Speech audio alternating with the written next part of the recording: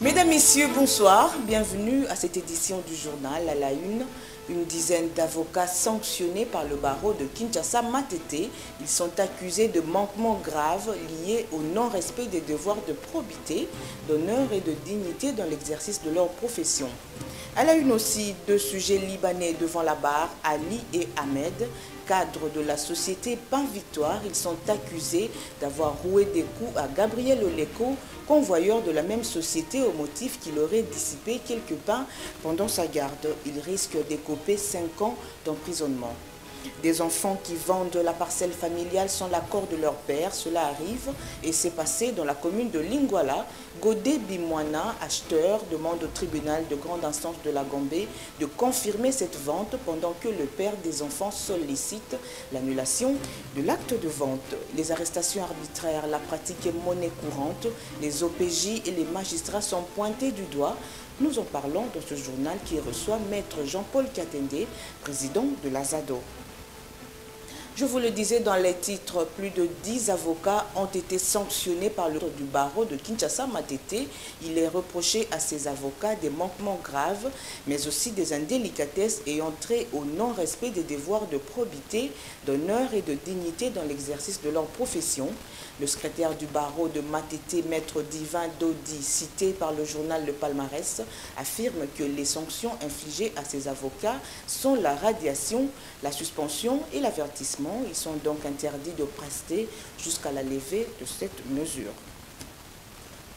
Deux sujets libanais, Ali et Ahmed, cadres à la société Pain Victoire, sont poursuivis pour coups et blessures aggravés.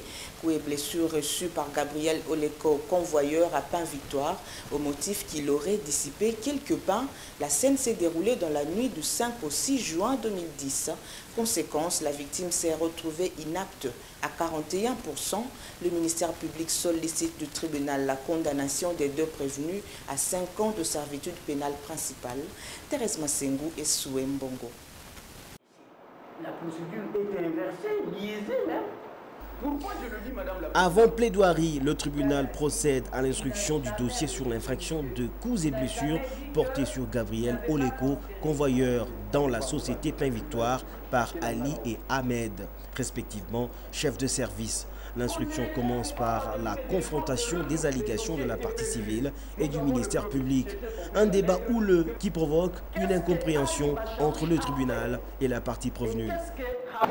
Ce que vous avez à dire, c'est une confrontation. Oui. Vous pourriez faire dans votre note de plaidoirie, attendu qu'au cours de l'instruction, le prévenu a dit ça et que... Ça, c'est quel droit? Là, ok, mais il ne faut pas se moquer du tribunal. Et vite, en outre, et citer les ministères publics avec tant de légèreté parce que nous représentons l'État congolais et qu'il faut être... On est en train de vous faire des remarques pour recommencer. Madame le Président, qui vous a donné la parole? Merci, Madame le Président. Qui vous a donné la parole? Mais Madame le Président, ça c'est pour le ministère public, il est le parti égal avec... La partie civile affirme que les deux prévenus sont auteurs de l'infraction des coups et blessures aggravés. Les avocats conseils de Gabriel Oleko précisent que le procès verbal du parquet a été falsifié par ces prévenus. Selon la partie civile, les prévenus auraient tenté de corrompre la victime avec 5 000 $ pour mettre fin au dossier. Ils sollicitent donc du tribunal un dépôt des prévenus dans un endroit sûr et le paiement de 100 000 $ pour les soins médicaux en attendant le verdict, car l'agent tabassé serait redevenu partiellement invalide. Ce dossier est passé par plusieurs juridictions, dont je préfère pas citer les noms ici. Il était même perdu. Lorsque nous avons été consultés et constitués avocats de ce monsieur, nous avons tout fait, jusqu'au point d'écrire même aux autorités pour que le dossier soit demandé en communication. Parce que les bourreaux, ayant été interpellés au niveau du parquet près de grande instance de Kalamou, n'ont jamais répondu, ont même falsifié le numéro du dossier. La partie prévenue rejette en bloc les allégations de la partie civile.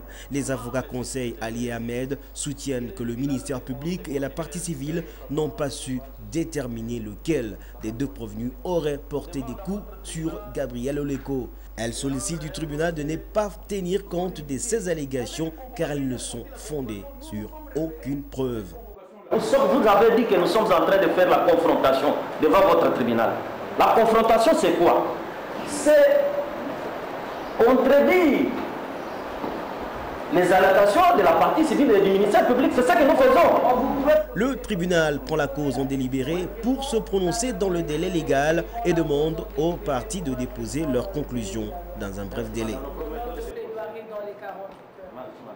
La société New Sogedi Trading traînait devant le tribunal de grande instance de Matete pour résiliation abusive du contrat de travail et paiement des décomptes finales des travailleurs, Bombongo, Afokolongo et consorts. Faux rétorque la société mise en cause. Elle affirme qu'elle n'a jamais résilié le contrat. Au contraire, elle a encore besoin de l'expertise des agents qui l'accusent. Reportage Thérèse Massengou et Diani Monet. Des juges d'appel qui vont se contredire dans la décision. Ils vont dire que nous décrétons l'irrecevabilité de l'appel, plutôt de l'action principale, au motif que les litiges n'auraient jamais été soumis devant l'inspecteur, alors qu'ils ont les PV en main. Les travailleurs de la société New Sogedi Trading saisissent le tribunal de grande instance de Matete pour résiliation abusive du contrat de travail et le paiement de décompte final. Un jugement rendu condamne la dite société au paiement de décompte final et l'établissement de la lettre de fin de service. Bongongo, Afokolongo et consorts engagés au sein de la société New Sogedi Trading depuis plus de 15 ans. Les associés de l'entreprise créent une association momentanée où ils affectent ces travailleurs pour y prester. Quelques années plus tard, l'association fut dissoute et les travailleurs mènent plusieurs démarches auprès de l'employeur et de l'inspection du travail pour leur réintégration à la société mère qui est restée sans succès. Mes clients sont au nombre de 6. Ils ont travaillé pendant de longues années à la société New Sogedi, mais celle-ci refuse de leur payer leurs droits. Ils sont d'une manière malicieuse, si je peux le dire ainsi. Ils ont été licenciés de cette société, mais ils n'ont jamais reçu leurs droits. Jugement attaqué en appel par la partie défenderesse de la société New Sogedi Trading pour caducité du procès verbal de non-conciliation. Ces avocats conseils affirment que la société n'a jamais résilié le contrat de travail, étant donné qu'elle a encore besoin de leur expertise. Les travailleurs ici sont placés là, payés par la société. Quand ils tombent malades, c'est la société qui soigne. Quand leurs enfants tombent malades, c'est la société qui soigne. Quand leurs femmes accouchent, elles accouchent toutes les années. La partie demanderesse réitère sa demande de paiement de décompte final et de dommages et intérêts ainsi que l'établissement de la lettre de fin de service. L'affaire a été communiquée au ministère public pour son avis par écrit. En attendant, le tribunal demande aux parties de déposer leur note de plaidoirie dans un bref délai.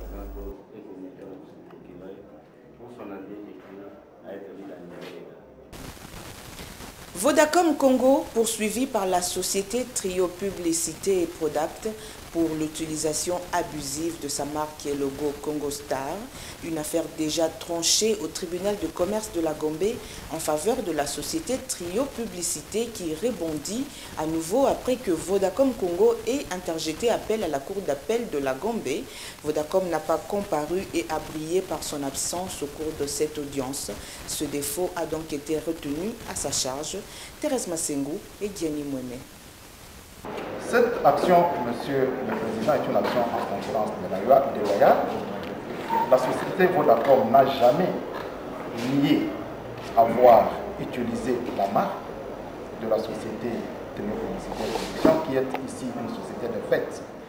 Il s'agit d'un rebondissement d'une affaire de concurrence déloyale qui oppose la société Trio Publicité et Production à Vodacom Congo. La société Trio Publicité et Production affirme être auteur de la marque et logo Congo Star.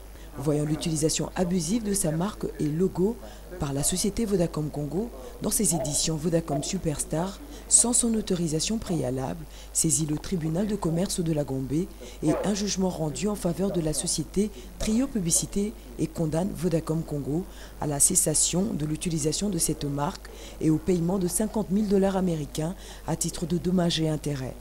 Non satisfait, Vodacom Congo interjecte appel à la Cour d'appel de la Gombe et évoque un autre moyen, celui de la non-publication au journal officiel du statut de la société.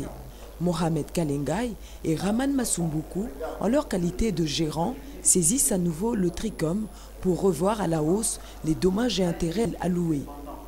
Pour eux, pendant que le dossier était encore en cours d'instance, Vodacom Congo a utilisé la marque et logo dans 2 éditions de Vodacom Superstar. Je pense que tout le monde connaît très bien l'organisation du concours pour jeunes talents qui s'appelle Vodacom Superstar. En réalité, cette marque est une marque de service qui est couverte par un certificat d'enregistrement délivré par le ministre de l'Industrie en faveur de la société Trio Publicité et Production. Et maintenant, les associés viennent en leur qualité agir individuellement pour solliciter que les dommages et intérêts qui étaient accordés en son temps soient portés à un montant beaucoup plus important parce que le préjudice s'est aggravé du fait qu'en cours d'instance, la société Vodacom avait organisé entre-temps la 2e et la 3e édition du concours Vodacom Superstar. Vodacom Congo, n'ayant pas comparu ni représenté à l'audience de ce jour, le défaut a été retenu à sa charge. L'affaire a été communiquée au ministère public pour son avis par écrit dans le délai de la loi. Octobre 2007, Jaël Mbilambangu, 9 ans, est renversé par une voiture conduite par Héritier Mazingo à la sortie de son école. 7 jours après, une entente est conclue entre les parents de la victime et Jean-Pierre Mazingo, le père du chauffeur. Un accord non respecté jusqu'à la mort de la fillette. Ses parents saisissent le tribunal de paix de la Gombe pour non-assistance à personne en danger et homicide volontaire. Les parents d'Héritier, le chauffeur, vont au second degré au motif qu'il y a suspicion dans le chef du premier juge. Des précisions avec Dora Mazol et Soué Mbongo. Ne balaye pas la jurisprudence que j'ai invoquée, sinon qu'il demande que je puisse produire la ration réquise de cette jurisprudence. L'affaire remonte au mois d'octobre 2007 où Jaël Mbilambangu, âgé de 9 ans, a été renversé à la sortie de son école par Héritier Mazingo qui roulait à vive allure à bord d'une Jeep non assurée. Jean-Pierre Mazingo, le père de ce dernier, propose une entente à l'amiable et signe un protocole d'accord avec les parents de la victime. 7 jours après l'accident, pour prendre en charge les frais des soins médicaux. Un protocole d'accord qui ne sera pas respecté jusqu'à la mort de la victime. Suite au non-respect du protocole d'accord, les parents de la victime avaient saisi le tripé Gombe afin d'obtenir la condamnation du chauffeur Héritier Mazingo. À partir de l'Afrique du Sud, la maman de la victime qui l'accompagnait a dit appeler M. Jean-Pierre Mazingo qui s'est abdiqué de répondre aux engagements qu'il avait pris dans les protocoles d'accord. L'enfant ayant décédé, tenu de cette mauvaise foi manifeste, ils ont saisi le tribunal, le même tribunal de paix, cette fois pour l'infraction d'homicide involontaire dans les chefs du chauffeur qui roulait sans permis de conduire avec un véhicule qui n'était pas assuré. Et puis pour l'infraction de non-assistance à personne en danger dans les chefs de son père qui avait pris les engagements qui n'a pas si exécuté. Pour suspicion légitime, la partie prévenue sollicite du tribunal le renvoi de l'affaire dans une autre juridiction que celui du tripé Gombe. Le ministère public, dans son réquisitoire, demande au tribunal de prendre acte de la demande de la partie prévenue. Le tribunal prend la cause en délibéré pour rendre son verdict dans le délai de la loi. Geneviève Mongou, mère de 6 enfants, trouve la mort à la résidence de sa copine Philomène Louindoula à la suite d'une soirée bien arrosée. Au premier degré, au tribunal de grande instance de Matete, Philomène Luyindula a été condamnée à 3 mois de servitude pénale pour non-assistance à personne en danger. Non satisfait, Oscar Mongou, le père de la défunte, saisit la cour d'appel de Matete pour demander la reformulation de l'œuvre du premier juge.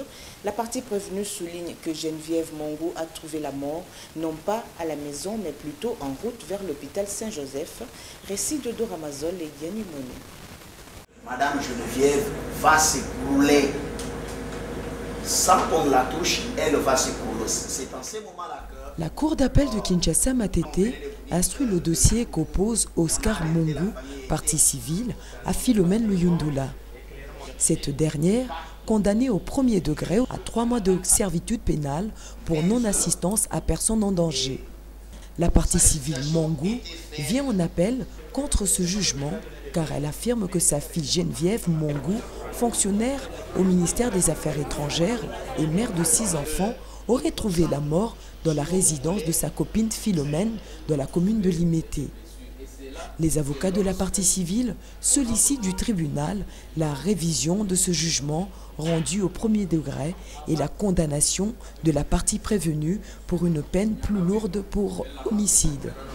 Nous sommes venus en appel contre une décision qui a été rendue par le tribunal de grande instance de Kinshasa qui a pratiquement acquitté une personne poursuivie par monsieur le procureur pour meurtre, pour avoir assassiné une dame de 45 ans, fonctionnaire de l'État, chez elle à domicile.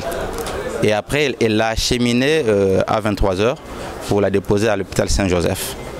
Et devant le premier juge, malgré le réquisitoire du procureur tendant à voir cette dame condamnée à mort, le premier juge a estimé qu'il y avait doute et il a dit non établi l'infraction de meurtre, mais par contre il n'a retenu que la non-assistance à personne en danger et il a condamné cette dame à 3 mois de prison. Et ça, c'est une insulte contre notre justice, c'est une insulte contre la vie humaine.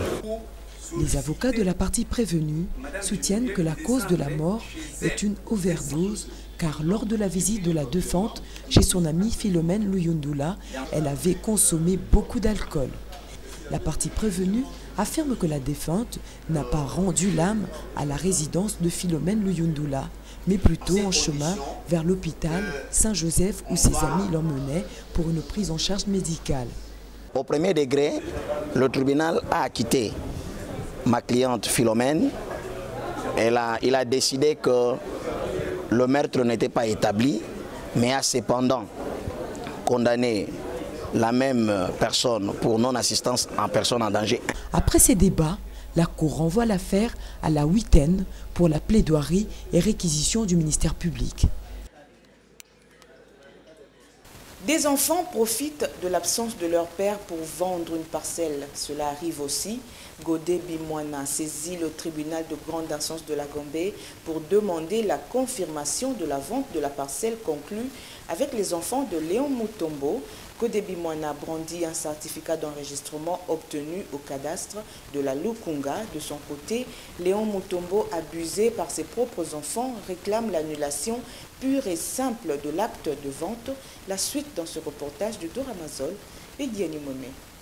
Lorsque le conservateur est tombé sur ces documents, ça l'a permis de pouvoir, n'est-ce pas, opérer la mutation au nom de notre client. L'affaire examinée ce jour joint 2 affaires. Le tribunal de grande instance de la Gombe est saisi par la plainte de Godé Bimwana, acheteur de la parcelle dans la commune de Lingwala. Il sollicite du tribunal la confirmation de la transaction réalisée entre lui et les enfants du défendeur Mutombo, présenté comme copropriétaire de la parcelle. La partie demanderait soutient que Léon Mutombo avait en son temps confirmé la vente par un acte de levée d'opposition à la circonscription foncière de Lukunga. Le demandeur bondit pour cela un certificat d'enregistrement obtenu au cadastre de Lukunga. Une fois que M. Mutombo avait touché cet argent-là, lui-même avait fait un acte de levée d'opposition adressé à toutes les autorités compétentes en la matière. C'est ce qui avait permis d'ailleurs au conservateur des titres immobiliers de la Lukunga de pouvoir établir, n'est-ce pas, les certificats d'enregistrement au nom de notre cliente. Et lui qui avait déjà consenti à cette vente-là, il vient encore attraire notre cliente devant les cours et tribunaux. La partie défenderesse Léon Moutombo sollicite du tribunal l'irrecevabilité de la présente cause, ainsi que l'annulation de l'acte de vente. D'abord, ce jugement reconnaît mon client comme le seul propriétaire sur l'île. Et le jugement mentionne clairement son certificat d'enregistrement. Comme je l'ai dit, ce jugement, il n'y a pas eu d'opposition. Le ministère public, dans son avis, soutient l'action de la partie demanderesse. Le tribunal prend l'affaire en délibéré pour dire le droit dans le délai légal. Laurence Kwangou tient à obtenir la licitation des biens conjugaux laissés par son défunt mari Boniface Zoao, de nationalité belge. La partie défenderesse, l'exécuteur testamentaire, soutient que la demande est sans objet parce que les biens ont déjà été partagés, mais aussi l'acte de mariage présenté par la veuve Zoao serait un faux selon les héritiers. Un dossier complexe instruit à la fois au tribunal de paix de Ngaliema et au tribunal de grande instance de la Gombe. Suivez plutôt. Partager les biens conjugaux. Le tribunal de grande instance de Kinshasa-Gombe est saisi par une affaire complexe qui oppose trois parties, Laurence Kwangou aux héritiers Zoao et consorts. Laurence Kwangou, veuve de Boniface Zoao, sujet belge, saisit le tribunal pour revendiquer ses droits et ordonner la liquidation de régime matrimonial ainsi que la licitation de biens conjugaux. Elle brandit pour cela un livre de mariage. Les mariages conclus entre messieurs Boniface Zoao et Madame Kwangou Laurence a été célébré au Congo, ici au Congo, et que par conséquent, les juges congolais sont compétents pour pouvoir statuer sur toute question relative au mariage. Là, c'est les droits internationaux privés. Les juges compétents, en cas de conflit ou défaut d'interprétation d'un contrat, c'est les juges du contrat qui est compétent. La dissolution. La partie défenderesse, l'exécuteur testamentaire, soutient que l'action menée par la demanderesse est sans objet pour motif qu'il y a déjà eu partage de biens. Quant aux biens mobiliers, il avait également fait le partage, car il reconnaissait les parts sociales à son épouse, qui était même majoritaire dans une des sociétés. Et voilà que nous sommes désignés exécuteurs testamentaires. Nous faisons quoi? Nous faisons que exécuter les testaments tels qu'il nous a été laissé. Les intervenants volontaires, les enfants Zoao, demandent au tribunal de surseoir la présente action car il y a déjà une action pénale au tribunal Ngaliema qui attaque pour faux en écriture l'acte de mariage brandi par la demanderesse, la veuve Zoao. Attendu que cet acte altère la vérité dans la mesure où la cité n'a jamais été l'épouse du défunt Zoao Boniface. Le motif pour lequel on attaque le livret de ménage, c'est celui-là. L'organe de la loi demande au tribunal d'ordonner la surséance de la présente cause, étant donné que le tribunal Ngaliema ne s'est pas encore prononcé. Le tribunal clôt le débat pour rendre son verdict dans le délai légal.